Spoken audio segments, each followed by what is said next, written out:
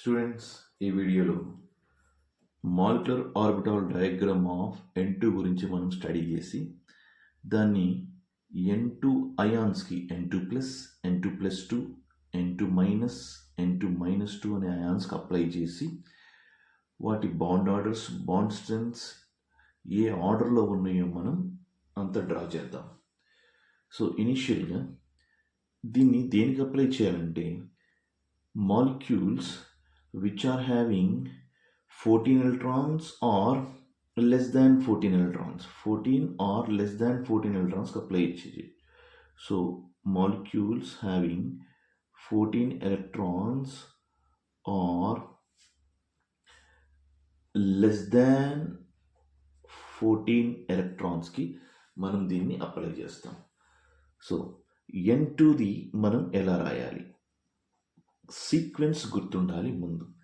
So sigma 1s less than sigma star 1s less than sigma 2s less than sigma star 2s less than pi to px equal to pi to py less than sigma to pz less than pi star to px equal to pi star to py less than sigma star to pz. ఈ sequence గుర్తుండాలి మనకి. ఈ sequence గుర్తుంటే ఈ సీక్వెన్స్ని base చేసుకొని మనం ఇప్పుడు డయాగ్రామ్ని మనం డ్రా చేయొచ్చు. డయాగ్రామ్ని డ్రా చేసేటప్పుడు మనం ఏం చేయాలి అంటే ఇక్కడ ఎన్నెన్ని ఆర్బిటాల్స్ ఉన్నాయి, ఎట్లా మనం డ్రా చేయాలో మనం ఇప్పుడు అబ్జర్వ్ చేయాలి. Sigma 1s, sigma star 1s ఈ ప్లేసెస్లో సింగిల్ ఆర్బిటాల్స్ ఉంటాయి. ఇట్లా అడ్జసెంట్ సైడ్ బై సైడ్ ఉన్న దగ్గర 2 ఆర్బిటాల్స్ రాయాలి. ఫర్ ఎగ్జాంపుల్ ఇప్పుడు నేను డ్రా చేస్తాను N2 డయాగ్రామ్ని, జాగ్రత్తగా అబ్జర్వ్ చేయండి.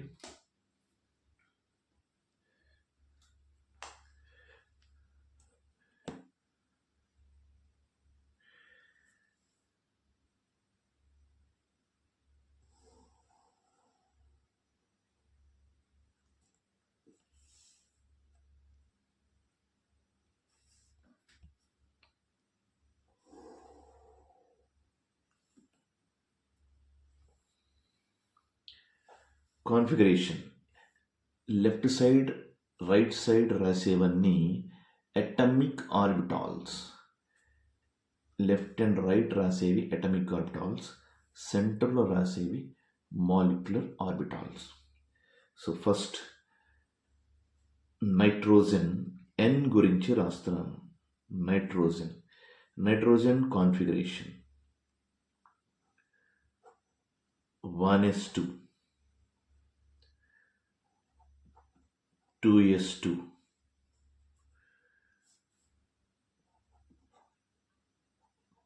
2p3. సేమ్ కాన్ఫిగరేషన్ ఇక్కడ కూడా రాస్తాను. 1s2, 2s2, 2p3. ఇక్కడ మనం నైట్రోజన్ది రాసాం, ఇక్కడ కూడా నైట్రోజన్. So N2. సో ఇవేంటంటే అటామిక్ ఆర్బిటాల్స్ ఆఫ్ నైట్రోజన్. ఇది కూడా అటామిక్ ఆర్బిటాల్స్ ఆఫ్ నైట్రోజన్. ఇక్కడ మనం మాలిక్యులర్ ఆర్బిటాల్స్ ఆఫ్ N2 రాస్తాం. ఇక్కడ సెంటర్లో వచ్చేయన్ని మాలిక్యులర్ ఆర్బిటాల్స్ ఆఫ్ N2.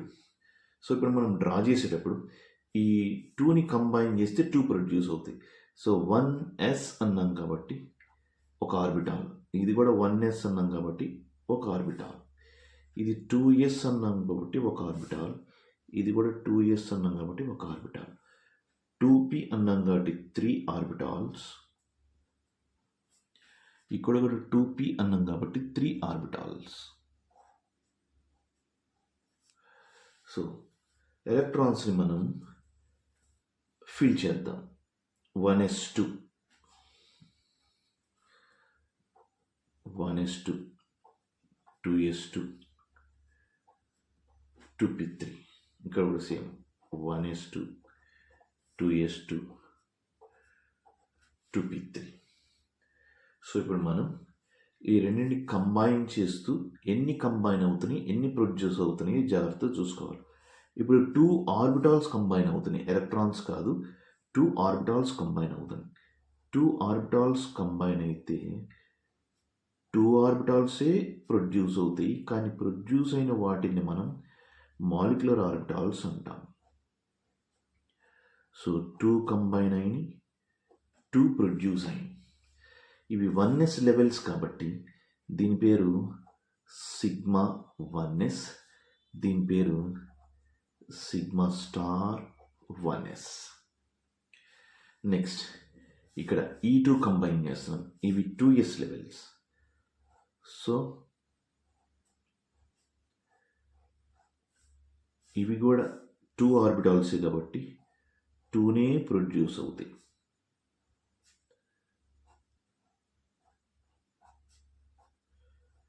ఇవి కూడా 2 ఆర్బిటాల్స్ కాబట్టి 2నే ప్రొడ్యూస్ అయ్యి, కాకపోతే ఇవి 2 సెకండ్ లెవెల్లో కాబట్టి దీన్ని ఏమంటామంటే సిగ్మా 2s, దీన్ని ఏమంటామంటే సిగ్మా స్టార్ 2s అంటాం. నెక్స్ట్ ఇవి 3 ఆర్బిటాల్స్, ఇవి 3 orbitals. So 3 + 3 6 orbitals. 6 orbitals produce అవుతున్నాయి, మిక్స్ అవుతున్నాయి కాబట్టి 6ఏ ప్రొడ్యూస్ అవుతాయి. ఈ ప్రొడ్యూస్ అయ్యే 6 ఆర్బిటాల్స్ని మనం ఎలా రాయాలి, ఈ సీక్వెన్స్ని చూసుకొని రాస్తే బెటర్. ఇప్పటి వరకు మనం ఏం రాసాం చూడండి, సిగ్మా 1s రాసాం, సిగ్మా స్టార్ 1s రాసాం, సిగ్మా 2s రాసాం, సిగ్మా స్టార్ 2s ఇక్కడ వరకు రాసాం, సిగ్మా స్టార్ 2s వరకు. నెక్స్ట్ ఏమైతే ఉందో దీన్ని చూసి మీరు ఆర్బిటాల్స్ రాయండి. ఇక్కడ ఈక్వల్ టుతో ఉన్నాయి అంటే ఇవి 2 ఆర్బిటాల్స్ అని అర్థం, ఇదొక ఆర్బిటాల్, ఇదొక ఆర్బిటాల్ అని అర్థం. అందుకని మీరు ఏం చేస్తారంటే ఇక్కడ నుంచి డ్రా చేసేటప్పుడు ఇక్కడ 2 ఆర్బిటాల్స్ డ్రా చేయండి, 2 ఆర్బిటాల్స్. నెక్స్ట్ దీని తర్వాత ఇక్కడ సింగిల్ ఉంది, ఇది ఒకటే ఆర్బిటాల్, pz అనేది ఒక ఆర్బిటాల్. సో దీనికి స్టార్స్ లేవు కాబట్టి నేను కిందకి తీసుకొచ్చాను. దీనికి కూడా స్టార్ లేదు కదా, సో ఇది కూడా నేను కిందగానే రాయాలి, ఇక్కడే రాయాలి స్టార్ లేనిది. నెక్స్ట్ ఇవి చూడండి, వీటికి స్టార్స్ ఉన్నాయి, ఇవి 2, ఇదొక ఆర్బిటాల్, ఇదొక ఆర్బిటాల్. సో ఇప్పుడు నేను స్టార్స్తో పైకి 2 ఆర్బిటాల్స్ రాయాలి.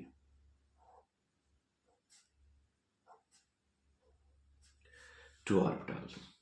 నెక్స్ట్ దీనికి కూడా స్టార్ ఉంది, సో ఇది కూడా పైకే రాస్తాను.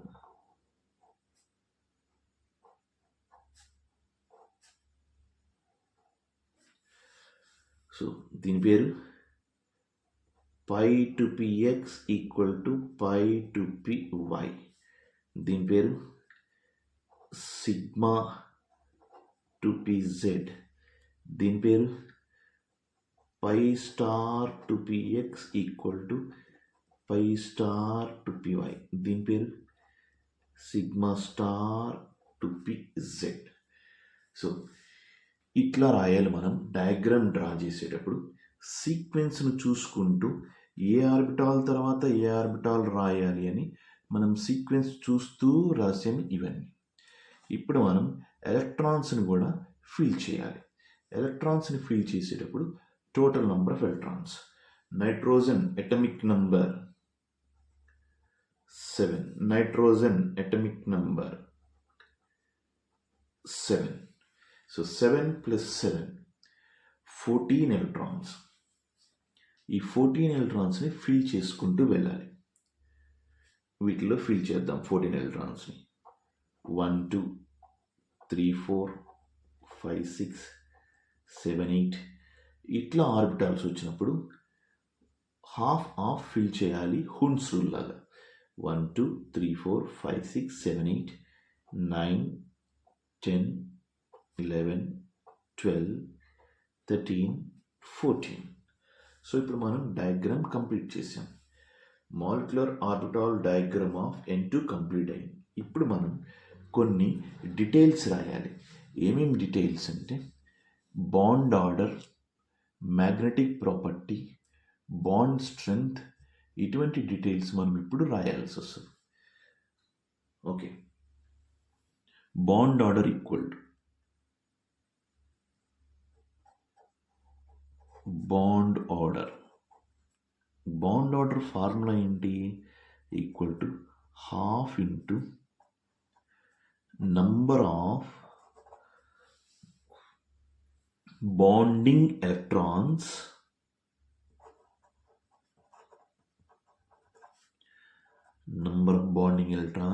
minus number of anti-bonding electrons. ఇది ఫార్ములా. ఈ ఫార్ములాని యూజ్ చేసి మనం క్యాలిక్యులేట్ చేస్తాం. So bond order equal to half into number of bonding electrons. బాండింగ్లో ఏమేమి ఉన్నాయో చూద్దాం ఇప్పుడు మనం. బాండింగ్ 1, బాటంలో ఉన్నాయని బాండింగ్ 1 2 3 4 5 5 2s 10 అని రాయాలి ఇక్కడ మనం. So 5 2s 10 minus number of anti-bonding. యాంటీ బాండింగ్లో ఎన్ని ఉన్నాయో చూద్దాం. స్టార్లో ఉన్నాయని 1 2 only 2 2s 4. So that is 10 minus 4 by 2. That means that equal to 6 by 2, that equal to 3. So bond order is 3. Bond order ఏమని చెప్తుంది? నైట్రోజన్ N2 మాలిక్యూల్లో నైట్రోజన్కి నైట్రోజన్కి మధ్యలో ఎన్ని బాండ్స్ ఉన్నాయో చెప్తుంది. అంటే నైట్రోజన్కి నైట్రోజన్కి మధ్యలో ట్రిపుల్ బాండ్ రాయండి అని చెప్తుంది బాండ్ ఆర్డర్. సో మనం N2 మాలిక్యూల్ బాండ్ ఆర్డర్ ఇలా రాస్తాం. నెక్స్ట్ ఏమన్నా ఈ డయాగ్రామ్లో మనం డ్రా చేసిన డయాగ్రామ్లో అన్పెయిడ్ ఎలక్ట్రాన్స్ ఎక్కడన్నా వచ్చినాయో లేదో మనం చెక్ చేయాలి. సో అన్పెయిడ్ ఎలక్ట్రాన్స్ ఎక్కడన్నా గనక వస్తే అప్పుడు మనం దాన్ని పారామాగ్నెటిక్ కింద కన్సిడర్ చేయాలి. సో ఇప్పుడు మనం రాసిన దాంట్లో చూడండి, అన్పెయిడ్ ఎలక్ట్రాన్స్ ఏమీ లేవు, ఆల్ ఆర్ పెయిడ్. సో అన్ని పెయిడ్ కాబట్టి N2 molecule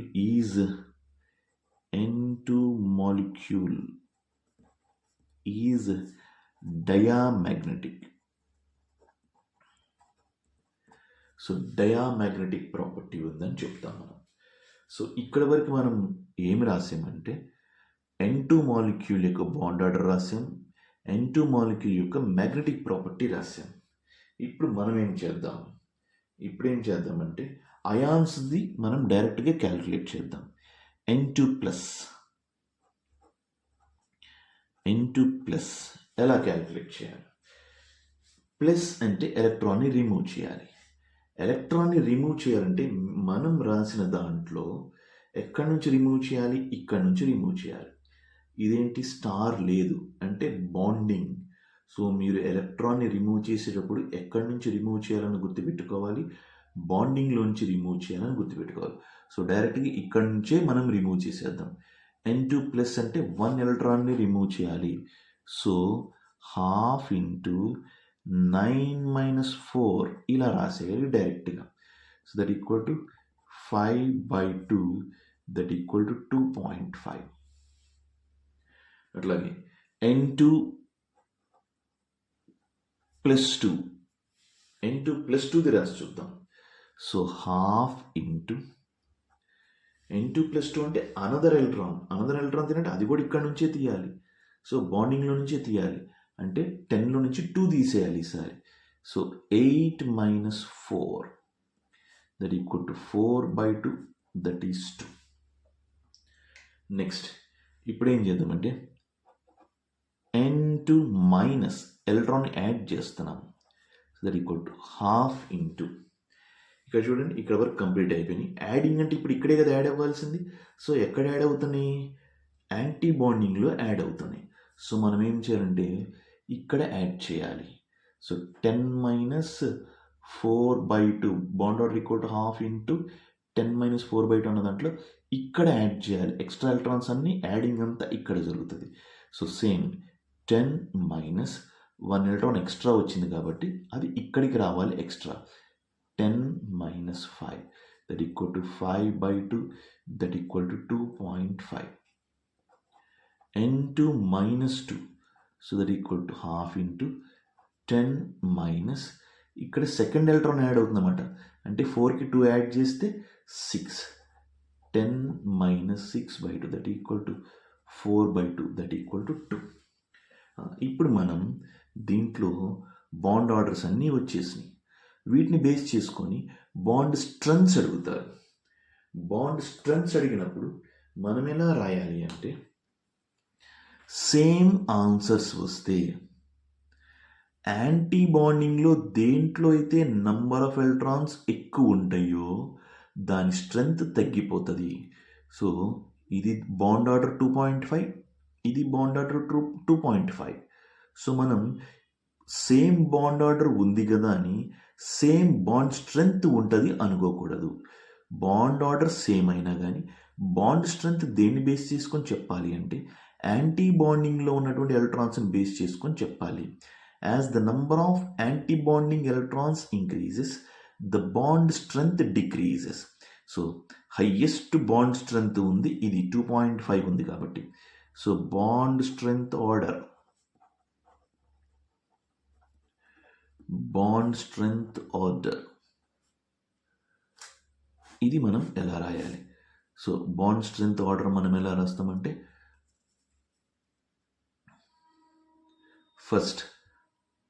first place N2 plus 2.5. So